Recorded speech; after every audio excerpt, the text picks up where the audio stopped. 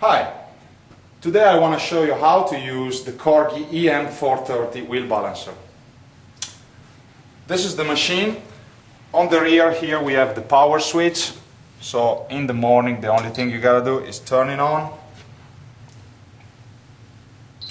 The display comes on, and now I'm gonna show you all the different programs we have on this machine. We can start with this, which is the dynamic. It's the program we will use to balance all the steel rims.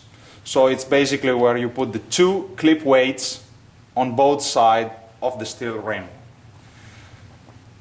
With this arrow you can see I can go up and down. So the next one would be the static balance, which is not really used anymore because it's not precise as the dynamic one. So this program basically uses only one weight in the center of the wheel. This program can be used on very thin wheels. When they are so thin that doesn't make sense to put two different weights on the two sides. So in that case we can put only one in the center, especially on motorbikes. Third icon, it's about the aluminum programs. So on this one we can balance all the alloys, rims, and we have different programs inside of this, like the Alu1 P. P stands for precision. That's because I will apply my sticky weights with this little gauge. So I will not put the weights exactly at 12 o'clock on the wheel. I will just put it on this handle that will bring it to the right position. Then we have Alu2P, which shows we have a clip weight inside and a sticky weight outside, so close to the spokes. We have Alu1, so the Alu1 standard, that means two sticky weights, both at 12 o'clock. So during this process you do the same as you do with the clip weights, so you just put them at 12 o'clock, both of them, inside and outside. Alu2, again, same Alu2P, but clip weights at 12 and sticky weight at 12. Then we have other programs, not that much used anymore, because this, for example, it gives me the sticky weight inside and a sticky weight outside, but outside the spokes. So it doesn't look very pretty to put a sticky weight outside of the spokes. Alu4, again we have a clip weight inside and a sticky weight outside the spokes. And Alu5, sticky weight inside and clip weight on the external side of the rim. These are all the aluminum programs. Remember that the one we prefer you to use are of course the dynamic for steel rims, and for aluminum I usually prefer the 1P or the 2P.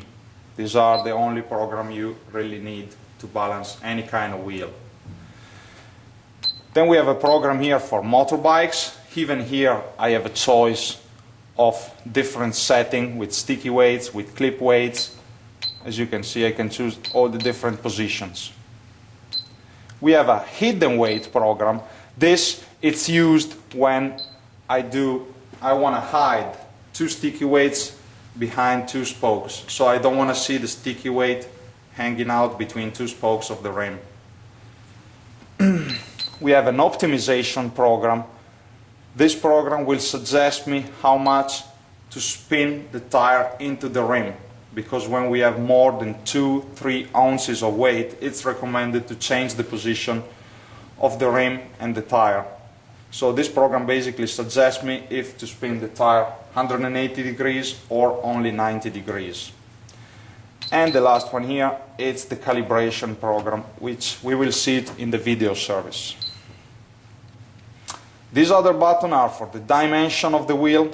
As you can see, we have how large it's my wheel, in this case 5.5 inches. The diameter of the wheel, and as you can see you can increase it or decrease it with these arrows. And last one, the distance. This is the distance from the internal side of the wheel to the machine.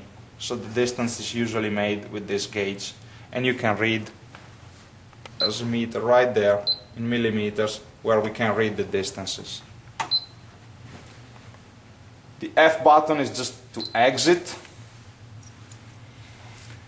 We have also other features. I will show them to you while we work on a wheel. So first wheel I'm gonna put on, it's a steel rim. Of course we have to choose the right cone for it, right size. Remember, I always prefer to put the cone inside and not outside, because this is the most precise part of the rim, not outside. So what we do, we just get the right cone, slide my wheel in it. Now I have this gauge, as you can see, I can just take it against it and tied it up. Make sure it's well tied. Then first thing I'm gonna do, I'm gonna detect with this gauge the distance and the diameter of the rim. So if you see when I bring it against here, the display will show me diameter and distance. So we have a 15 inches rim and the distance from the machine is 186. Then I just put it back in rest position and automatically the display will ask me for the width of the wheel. So with my caliper, I'm just going to measure the rim on both sides here, not on the external sharp edge, but basically on this point. In this case we have 6.5 inches. So with my arrows I just go up to 6.5, press the F button to exit, and now we can do the spin. As you can see, we have this handle which works as a brake. By putting it down, it's now working as a brake, and if I pull it up, it will spin the wheel. I take my hood down, and what I do, I will have to hold this up until the leads reach the top position.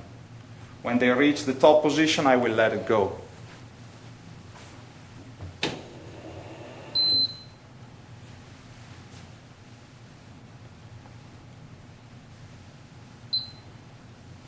As you can see, we just did it, so I can open now my hood. I can hit the brake and stop the tire, stop the wheel spinning, and I will have now to apply my weights on the internal or the external. In this case, as you can see, I left it in motorbike, so I can just go back to dynamic, normal, perform another spin. The sizes will stay the same.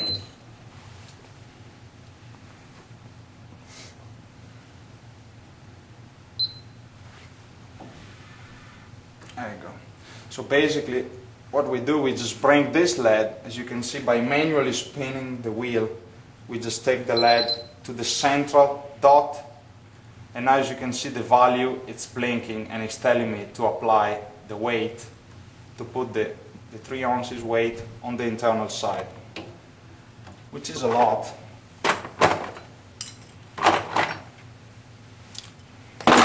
I just find the right weight. Now the brake is active, so it's not moving at all. What I do, I just put my weight over there, release the brake, and go to the next one, in this case the external one. As you can see, it's blinking, this is blinking, so that means this is the correct position. I put it at 2 o'clock, so I just get my 1 ounce weight, and here again 12 o'clock. It's done. We now release the brake and we can do the spin to check if we have done a good job.